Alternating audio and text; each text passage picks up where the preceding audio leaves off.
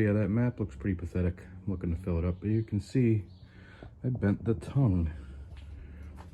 It's going this way.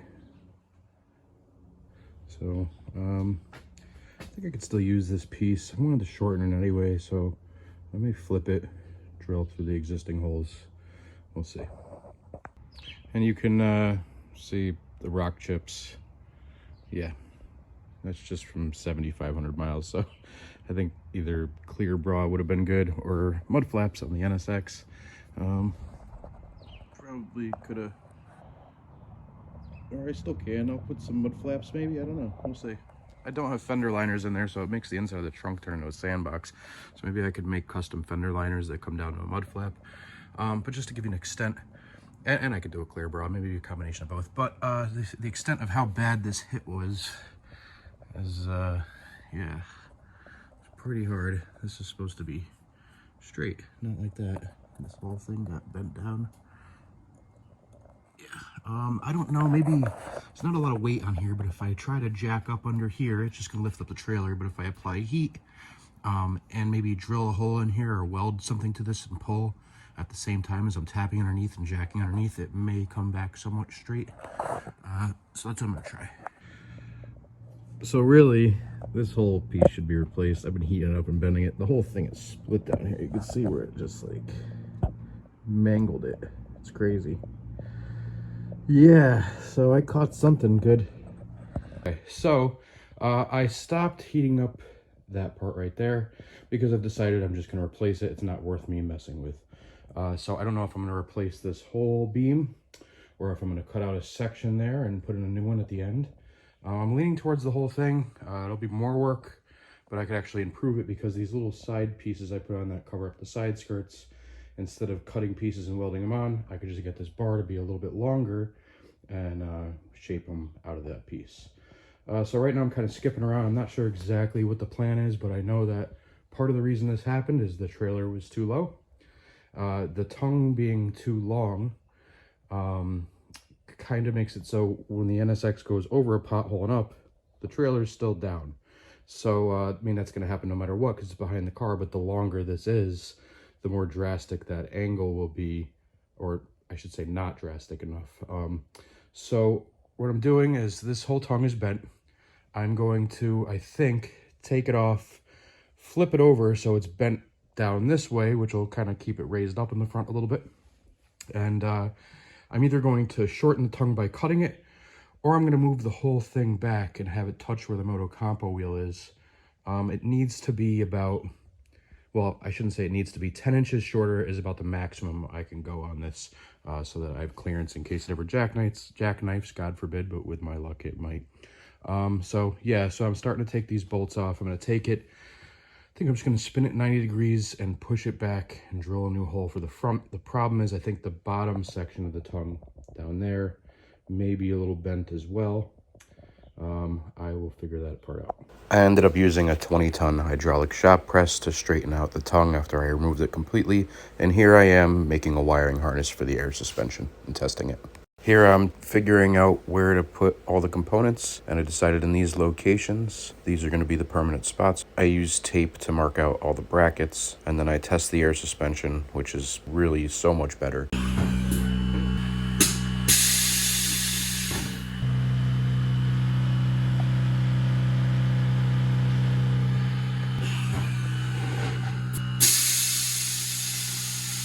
I use tape on the bottom of all the components to make templates, then I stick them down so I know where to drill. Here's some slow motion drilling for your viewing pleasure. And this is me just fastening all the components down in place from underneath the car.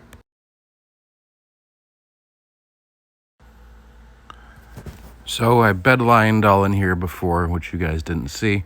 I believe the air tank is too small. I may upgrade that because just one time cycling the air suspension up causes the compressor to kick on, and the compressor itself I believe is too small, so I'm gonna upgrade it. Luckily I do have a spare brand new Viair 440 right here, so that's probably gonna go in. At some point I may just carry it with me until I burn out this little one because it's a pretty crappy little one. But I have this 2x2 instead of the 2x4, and I'm thinking I will put that as a section right underneath the tongue to hold it up instead of cutting a notch in the old one like I did before.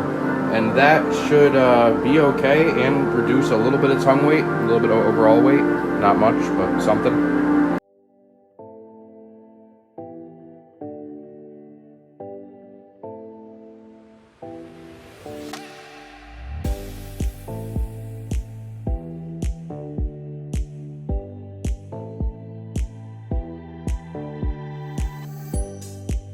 I ended up deciding that it was less work to just use the same dimensions of aluminum that I used the first time, and this time just make it a little longer to incorporate the side skirts so that I can do less welding.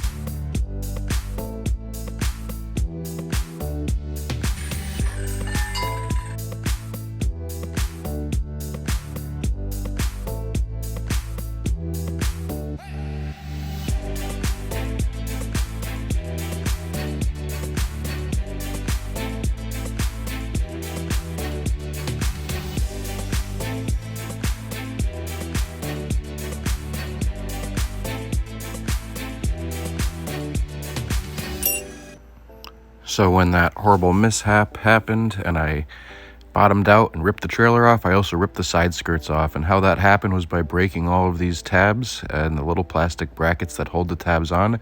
So I had to go ahead and order all brand new tabs and plastic weld each one of these plastic brackets back on. And I need to put them on the trailer at this point so that I could use them as a template for the new piece of metal that I'm making for the front beam. And I needed to match the side skirt contours.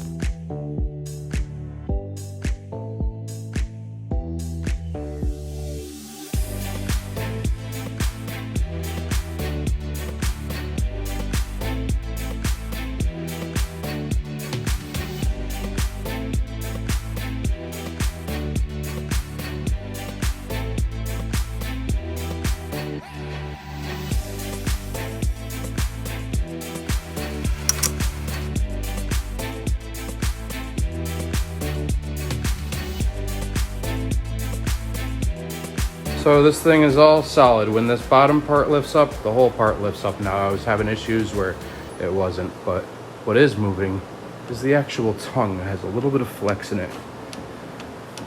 I don't know if you can see it on camera, but it does move a little bit. And I think it's just because this piece is so long. I mean, it's 1/4 inch thick walls.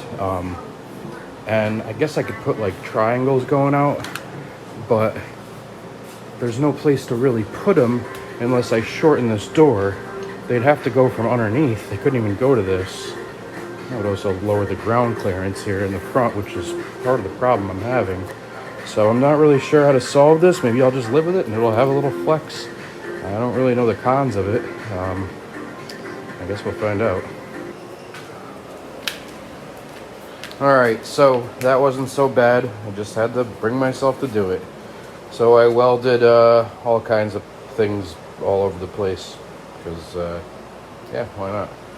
The tongue still flexes a little bit, but the rest of the trailer from there back is very, very sturdy.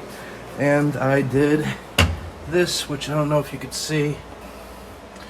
All of these nice wiring with a new junction box. All those go from this junction box here, down there, to that junction box so I can quick disconnect if I want underneath the floor so I don't have any more wires hanging in here, and then through my tongue and out to my plug, which I color coordinated with nail polish. And I color coordinated all of those with nail polish. So easy, and I'm glad I finally got around to doing that because it was really obnoxious every time I had to do something, just cutting them and then using an ohm meter to find out which wire is which. I think I am going to put a bigger tank. I'm not quite sure, but I am definitely going to put a bigger compressor.